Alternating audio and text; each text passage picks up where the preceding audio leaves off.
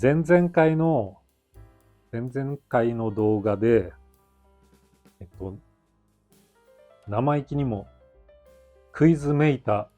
ことを言ったんですけども、前から欲しいなと思っていたものをちょっと作ろうと思っています。庭仕事と関係のあるものを作ります。なんだか予想してみてください。絶対当たんないと思います。正解は玄関の泥除けマットでした。えっ、と、スイスのそのバレンベルグの屋外博物館で見たもの、今写真を出しますけど、ずっと泥除けマットは必要だなと思ってたんですけど、まあね、いろいろホームセンターに行けば売ってるんですけども、どうもね、なんかこれっていうのがないんですよね。なんか、うん、イケアとかね、そういう家具屋さんとかでもたくさん売ってるんですけど、なんか、ウェルカムトゥマイハウスとか書いてあるようなね、ああいうのが売ってるんですけど、どうも欲しくないなと思っていて。で、そのバレンベルグの博物館で見たときに、あ、そうか、木で作ればいいのかと思って、作ろうと思ってたんですけど、結局、それを見た時からだいぶ年月が経ってしまいまして、ようやく作ったんですけど、うん。で、木材がパレットの木材なんですよね。で、パレットの木材っていうのは、割と品質が良くない松だったり、杉だったり、そういう木材がパレットには使われてるんですね。だから、いわゆるハードウッドっていうものではないんですよね。なんですけども、そうそう。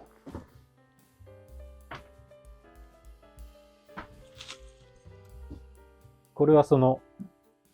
マットを作ったものの端っこなんですけど、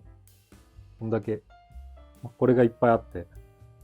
これは焚き付けにするんですけども、これがね、たくさんこう並んでるから、一本だとね、さすがに体重かけるとボキッと折れちゃうんですけども、こんだけこう、狭い間隔で並べてれば、こう、荷重は分散されるんでね、全然大丈夫です。もうよっぽどね、勢いつけて踏み抜いてやろうとしない限りは折れたりはしないです。やっぱり節があったりするんでね、節の部分は外して、なるべく頑丈な部分だけを組み合わせて作りました。しかもね、こうじゃなくて、この角を上にすることでもっと荷重に強いんじゃないかなと思うんですよね。そうなんか作ってて、なんか江戸時代の拷問器具だなみたいな思ったんですけど、あの、あの上に正座をして膝に石を乗せられて、なんか苦悶の表情を浮かべてる罪人みたいな絵を見たことありますけど、うん、あれじゃないですよ。うん、まあでも、用途としてはそれにも使えますけどね。前回古道具屋さんの話をしましたけども、まあ、古道具屋さんというか、リサイクルショップとか、飲みの市だったり、リユースショップ。まあいろいろ言い方はありますけど、アンティークショップとかね。なんか、ここは日本の九州の熊本県という場所なんですけども、あのやっぱりね、地方の方が、そういう古道具屋さんって面白いんですよ。前東京に住んでた頃は、なんか青山とか目黒とかにね、あるんですけど、やっぱりね、もう洗練されすぎちゃってて、あんまり面白くないんですよ。僕はね、なんか、それを求めていく人はいいと思うんですけど、僕にとっては、洗練されていないお店の方が楽しくて、だから、東京に住んでた頃は、目黒とか青山のお店も覗くんですけども、どっちかというと、福生だったり、あの辺のお店の方が楽しかったですね。で、今ね、熊本だと、熊本とか福岡とかね、行くと、もうなんか、全然洗練されていない、なんか、解体屋さんが家屋を解体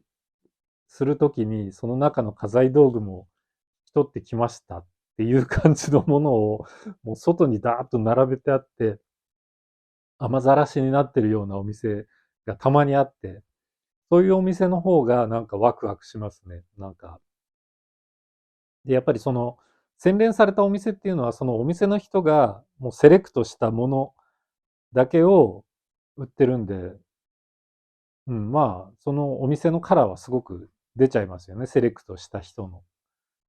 ただもうそういう、僕はもうその雨ざらし系のお店って言ってるんですけど、そういうところはもうなんか何もセレクトされてない状態でもういろんなものがめちゃくちゃに置いてあるんで、その中からなんか面白いものを見つける方が好きなんですよね。値札なんてもちろんついてなくて、で、なんかもう本当に下の方から引きずり出してきて、お店の人にこれいくらですかって聞いて、なんでそんなものが欲しいのって聞かれちゃうような、いや、あんたが売ってるんだろってそういうね、そういう面白い店がね、最近はだいぶ減ってきてますけど、うん、面白いですよね。うん、僕もね、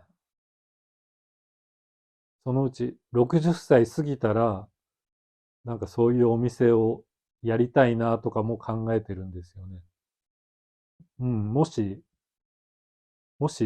僕がお店をオープンしたら皆さん買いに来てくださいね。なんか面白いものをたくさん。だからそれまでに集めておこうかな。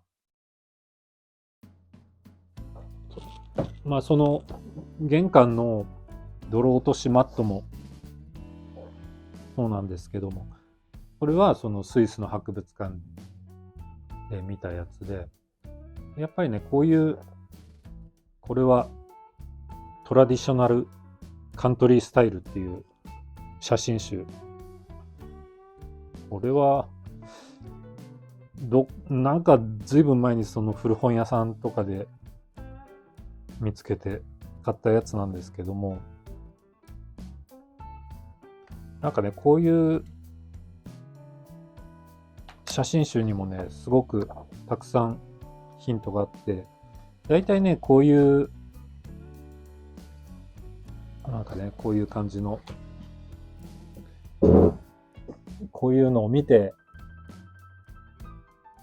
あ、これいいなと思ったやつを真似して作ったりしてるんですよ。だからこういうなんか、こういうね、可愛いですよね。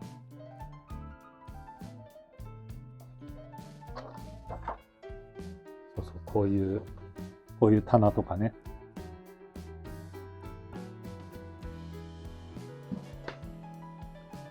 だからこういうのを作るときに、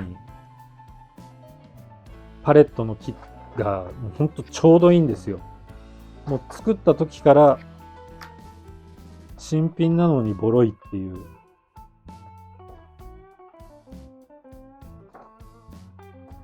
うん。次はね、何を作ろうかなと思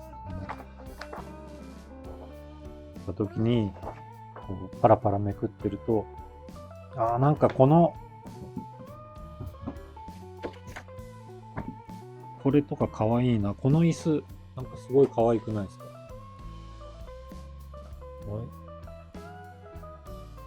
なんかこの爽やかなチェックの青と白のチェックの柄の薄いクッションが敷いてあるんですけども、この間これを作った時の技術を使ってちょっとこういうクッション付きの椅子も作れたらいいな。あ、これかわいいな。椅子作ろうかな、また違う作り方で。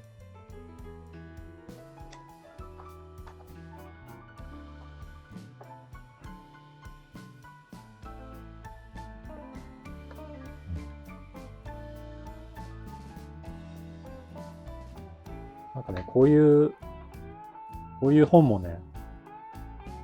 古本屋さんで、確かね、多分ね、150円か200円ぐらいで買ったんですよ。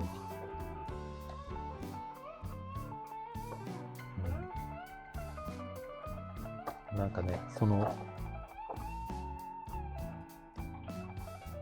誰も見出してないものに価値を見出すっていうのは、なんか、してやった感がありますね。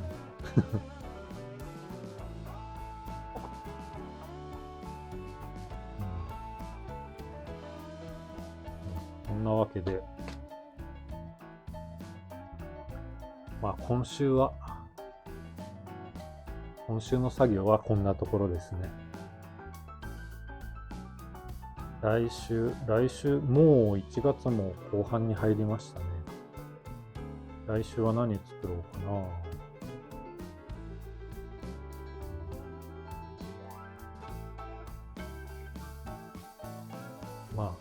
まあでもなんか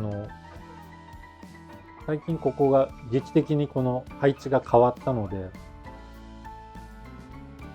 久しぶりにこのインテリアのキャビンのインサイドの移り変わりをまとめた動画を作ってもいいかもしれないなぁと今思っています。